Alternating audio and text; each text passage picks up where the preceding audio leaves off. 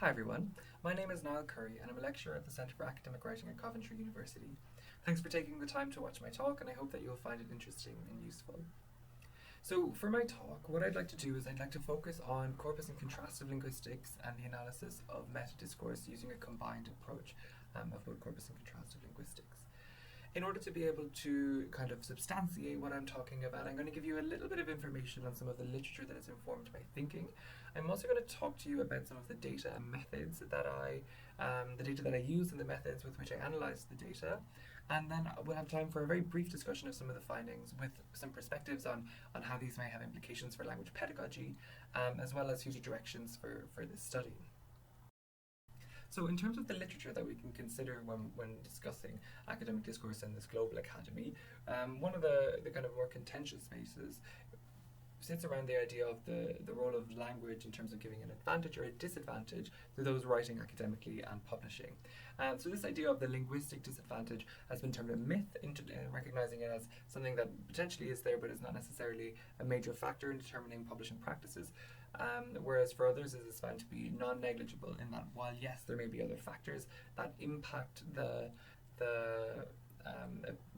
access that people have to being able to publish and disseminate their work in English, it still remains a factor that may limit or cause challenges for others. And so while we have this theoretical and conceptual debate happening, an industry of English for academic purposes and academic language has emerged with focuses on language pedagogy and EAP and sessional pre-sessional programs, but also we have things like language brokers and translators helping translate texts from one language to another for publication, which creates a really interesting kind of space surrounding ownership of ideas, etc., as we know is entrenched in translation work. So quite fascinating, but not what I'm going to talk about here. What I'm thinking about when I think about this industry is the role that this kind of research can play in language pedagogy.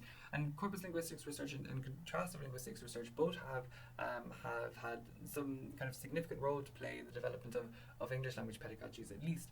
And so we might think about the role that contrastive linguistics played in helping learners or helping teachers decide what to focus on for specific learners. And often it was used to try and create or identify potential errors. But it was found to leave people wanting a little bit in that it didn't necessarily identify errors consistently, or errors that were actually limited to a focus on one group, for example. So we saw a move away from contrastive linguistics towards interlanguage studies, which focus a little bit more on learner language and trying to figure out how we can learn more from that. And what Zhalkan in the 2009 paper on corpus linguistics and language pedagogy looked at the idea of wanting to merge these data sets together. So we might want to bring together a study based on the target language, on their first language, and on evidence from learner language in order to be able to get a fuller picture of what's going on in this space. And so that's kind of what I wanted to do in this paper. I wanted to have a start in kind of working into that area of bringing these kind of complex data sets together to see whether or not they'll tell us anything about the language that we're looking at. Specifically for this paper, I'm looking at meta-discourse. The reason why is that if we think about writing as a social act, a lot of the ways in which we perform our social activities in writing is through the use of meta-discourse.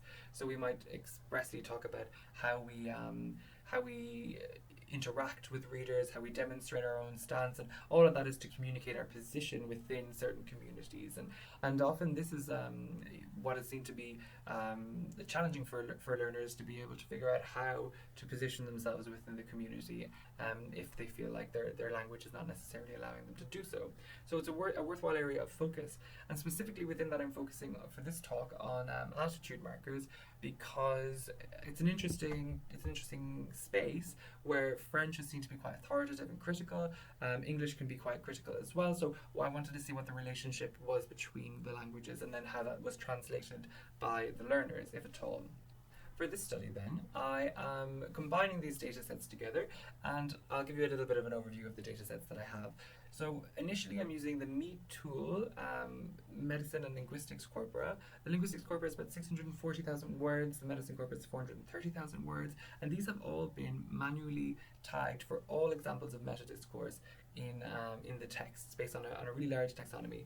I'm not going to give you much detail about the tool because Maria Luisa Carrillo Pastor, who's going to be giving a talk in this conference as well, will tell you a little bit more about that. But it's a really great tool that's just a fantastic job at functionally annotating corpora for meta-discourse. So I'm using the linguistics and medicine meta-discourse corpora. I'm then also looking at KIAP corpora, which come in at about 430,000 words in linguistics and just 240,000 words in medicine. And then I'm also using a subcorpus of the Cambridge Learner Corpus that looks only at writing by French first language speakers who are writing kind of argumentative and critical and descriptive essays at advanced levels C1, C2. It's about 800,000 words. So a lot of variability in the data sets there. So the frequencies that I'll be presenting in general have been normalized to try and make them a bit more comparable. And so with these data, what I did was I analyzed them from a divergent contrastive analysis approach. So I decided to focus specifically on English and then move through English in order to be able to see what's happening in the other data. A convergent approach, for example, would mean that I would say, okay, I'm looking at attitude markers in English, French, and the learner data, identify them individually and bring them together. That's not what I've done here. What I've done is a divergent approach. I identify something in English and then I look in the other languages to see how the thing I've identified in English is present in the other languages. Both approaches have pros and cons, but for this one I wanted to be able to isolate specific search items that I could then look in other corpora. It's not to say that so we can't make general claims about how we make attitude because we don't know whether or not they're doing it another way by looking at only specific items, but we can talk about how they use these items. So with that, then what I did was I began to look, and so I started to look at the English language corpora and looking through MeTool, and you can see here on the screen that there's lots of different information about the different types of meta-discourse available that we could then identify. And I decided to look at attitude markers because they're extremely frequent here as well. And within that I looked at adjectives. Again, because of their high frequency, I figured that would give me a lot of data to work with initially as I start to pare down. So when I looked in these data, my initial view saw that there was something like 6,800 examples of attitude markers and words per million, and there were adjectives, and for medicine about 3,200. Sorry, that's a raw frequency, 7,037 words per million in the medicine corpora. So quite a frequent player in both corpora. So, digging into those, I started to look through the adjectives being used to perform different functions, and we could see a number of different functions for words like important, words like only, words like new, and these are kind of coming up on the screen here. And basically what I saw was that when looking at the top maybe 10 adjectives in each corpus, medicine and linguistics, we could see that they were coming in at above 200 words per million. And when I got up to the top 5, again, that was much higher. In the top 5, I found that important, only, and new were shared by both medicine and linguistics. And because I don't have a learner corpus that splits medicine and linguistics, I decided it would be better if I were to be able to find things that were common across these disciplines as a means to be able to see what's happening more generally in the academic writing in French. So I looked at important, only, and new, and I found that in linguistics, for example, there was about 480 examples of important, 728 examples of only, 368 examples of new, while in medicine they were all around the 400s, 488 for important, 438 for new, for only, and 431 for new. The only real significant difference in the corpora that we have for English is that only is significantly more frequent in linguistics, so there's quite a big difference there. But when we look at dispersion rates across the two corpora, important, only, and new are pretty evenly dispersed across both corpora, and so this means that we can see them as a feature of linguistic and medicine writing in English. So in identifying these items, I looked up translations of these words, and you can imagine this is not a very extensive list of translations because these are quite straightforward terms, moving from English into French. And so what I did was I searched for these terms in the Kiap subcorpora in linguistics and medicine in order to try and figure out whether or not they were frequent in these data.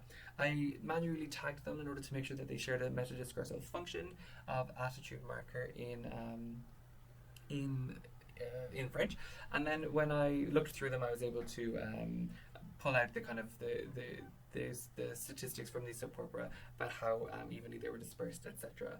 And so when I looked at the likes of linguistics, I saw that important was coming in at about 168 times per million, while only was 451, and new 433 times per million. In medicine, I saw that important was coming in at 527 times per million, actually, so quite a difference there. And then 461 for only, and 236 for new, so again lower. Across the disciplines in French, I saw that that important was significantly more frequent in medicine, and new was significantly more frequent in linguistics, which is interesting in and of itself from a disciplinary perspective. But overall, throughout the English and the French medicine and linguistics corpora, these three adjectives performing attitudinal kind of behaviours from a metadiscursive perspective, these three adjectives were pretty normally or pretty evenly dispersed across all the corpora. So we could say that again, these are generally a feature of both disciplines in this context for being able to signal some type of attitude. And so that's probably one of the key findings to take away from this. While there might be differences across discipline, differences across language, in reality what we can say is that they're generally a feature. So thinking about that, what can we say about the learner data? So the learner data, when we dove into the learner data, or when we dive into learner data, we can see that there's lots of really interesting things happening there. The corpus was a subcorpus of about 800,000 words of C1, C2 French first language speakers writing in English. And what I found was that there was about 900 words per million examples of important, 404 of only, and 1,203 of new. So we have quite frequent uses of these items. So we think, okay, that's good. They're a feature of both French and English, and we're seeing quite frequent use. But actually, when we look across the range of texts, we can see that it's not very well dispersed, and there's quite a few outliers within the data who are using it quite a bit within one space. So we have a low range of dispersion for all three adjectives. In terms of the ways in which they're used, only a new demonstrate kind of effective use generally of these adjectives to express attitude in the learner data, while important was the only one to demonstrate some kind of frequent errors in use, where important was often being used to talk about the size of something, which we can imagine is a transfer from French. While there were some examples of errors, there were not very many examples of errors in the corpora. And so because of that, I wouldn't necessarily think that's a very clear focus, though it is useful to always remember to kind of use that information to decide how we teach words like important for academic contexts. But what probably I think is the most key takeaway is the low range of dispersion in the learner data. And so what this kind of shows us is that while these items being used to express attitude in English and French are pretty common across the disciplines and languages that I've looked at here, what we're not seeing is that kind of movement from French into English generally transferring positively kind of this effective use of attitudinal markers. And so we might wonder why that's happening. It raises questions about the role of translanguaging in our language classrooms and whether or not students are engaging with their first language to help them develop their second language. I think this is a pretty common problem that we see in language classrooms across the world, with the role of the first language often being kind of demonized. So we see issues of this. Again, it tunes into this idea of plurilinguistic competencies and whether or not we're effectively developing plurilinguistic competencies in our learners, and are we getting learners to be able to draw on a central kind of repertoire of language knowledge to be able to inform their practices. So from the divergent perspective, at least, it's able to tell us how they're engaging with things that are common across languages, or whether or not they are.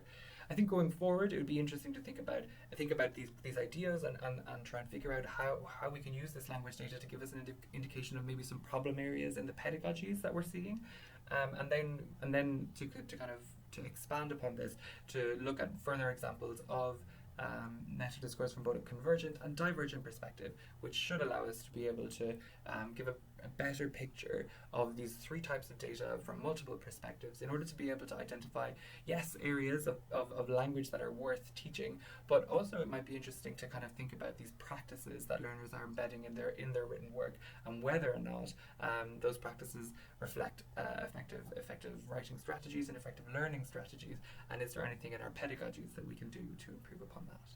Anyway, I will let you go there, and thank you for taking some time to listen to my talk.